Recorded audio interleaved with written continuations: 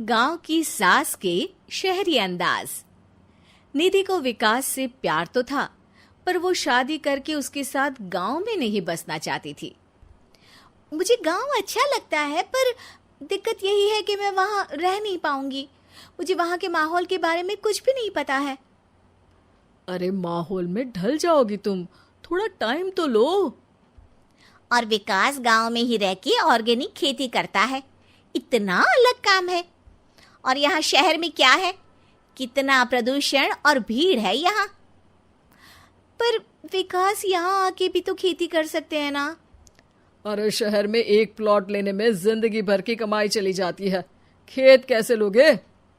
सोच ले निधि, विकास गांव का है, वहीं उसका काम भी है। तेरे पास कोई नौकरी भी नहीं है, ना ही तुझे कभी काम करना था। उफ़ो, मुझे कुछ समझ में नहीं आ रहा, मुझे अकेला छोड़ दो। उसी दिन निधि विकास से मिलती है। यार, मेरे सारे दोस्त यही हैं। अरे दोस्त तो गांव में भी बन सकते हैं ना निधि। गांव के लोगों से कैसे दोस्ती कर पाऊंगी? मैं भी तो गांव का हूँ, मुझसे प्यार हो सकता है तो वहां के लोगों से दोस्ती भी हो ही सकती है ना। अरे यार, कंफ्यूजन है बहुत। सोच लो निधि, शादी के मंडप पे छोड़ के मत जाना, वरना दोनों के परिवार की नाक कट जाएगी। अभी बोल दो, पत्रिका नहीं छपाते हैं। निधि के पास तो कोई चारा नहीं बचा। वो विकास से इतना प्यार करती है कि उसे छोड़ भी नहीं सकती। वो विकास के लिए गांव में शादी करके बसने को तैयार हो जाती है। जल्द ही दोनों की शादी हो जाती है। आई होप तुमको गांव में अच्छा लगेगा। मुझे पता है गांव में और शहर में अंतर क्या है, वहां के लोगों की सोच में अंतर है। मुझे पता है कि कैसा लगेगा मुझे। तुम ये बिना देखे किसी चीज के बारे में कुछ भी सोचने की आदत छोड़ दो ना। निधि ने उस वक्त तो कुछ भी नहीं कहा, पर वो सोचती है कि सबको इस बात का एहसास तो करवाना ही पड़ेगा कि वो सही है। उसके दिमाग में एक तरकीब आई। उसने सोचा कि गांव के लोगों के लिए वो ऐसा काम करेगी कि आगे से उसे कोई किसी काम का बोलेगा ही नहीं। शादी के एक दिन बाद निधि की सास ने फरमाइश की। निधि बेटा, अपने हाथ से कुछ खाने का बना दे। बिल्कुल सासू माँ, थोड़ा सा रुकिए, अभी बनाती हूँ। ये सही मौका था निधि के पास ये बताने का कि गांव के लोगों और उसके रहन सहन में कितना अंतर है।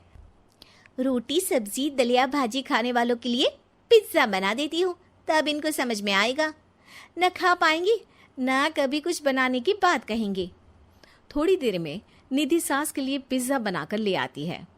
ये लीजिए माँ जी, आपके लिए मैंने ये बनाया है। इसे हम शहर में पिज्जा कहते हैं, है ना बेटा? है? आपको कैसे पता कि इसे पिज्जा कहते हैं? अरे पिज्जा को पिज्जा नहीं बोलेंगे तो क्या फ्रेंच फ्राइज कहेंगे? गांव की सास से ये सारी बातें सुन के बहू चौंक जाती है, लेकिन सास एक और ऐसी बात कहती है कि बहू जिसकी उम्मीद ही नहीं कर रही होती है।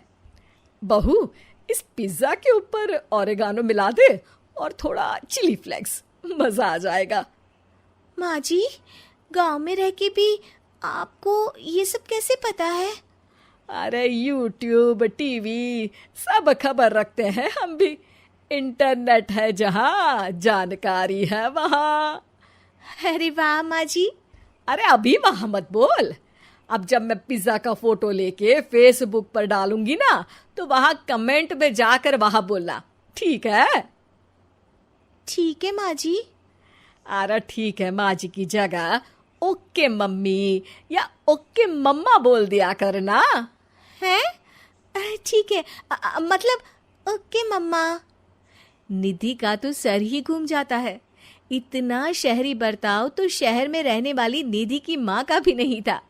वो शाम को अपने पति से पूछती है, विकास, तुम्हारी मम्मी तो काफी कूल है यार। पिज्जा में क्या डालते हैं, फेसबुक पर क्या डालते हैं, सब कुछ पता है उन्हें तो। हमारे बड़े पापा के लड़के रहते हैं शहर में, बस उनके बच्चे आए थे गांव में गर्मी की छुट्टियां मनाने। उन्होंने माँ को एकदम शहरी बना दिया। उनका फेसबुक अकाउंट भी है, इंस्टाग्राम भी है और टिकटॉक बैंड हो गया, वरना वो भी बनाती थी। तभी सास वहां आ जाती है। अरे निधि, मैं तुझे टैग नहीं कर पा रही हूँ, जरा मेरी फ्रेंड रिक्वेस्ट एक्सेप्ट तो कर दे। निधि की गांव को लेकर जो राय थी वो अपनी सासू माँ को देख के बिल्कुल बदल जाती है। और अब निधि भी सोशल मीडिया पे अपनी सास के साथ लाइव आती है और कमेंट बाजी भी करती है, ताकि सबको पता चले कि गांव में रह के भी उसका जीवन शहर जैसा ही है और उसके आसपास के लोगों के अंदाज भी एकदम शहरी है।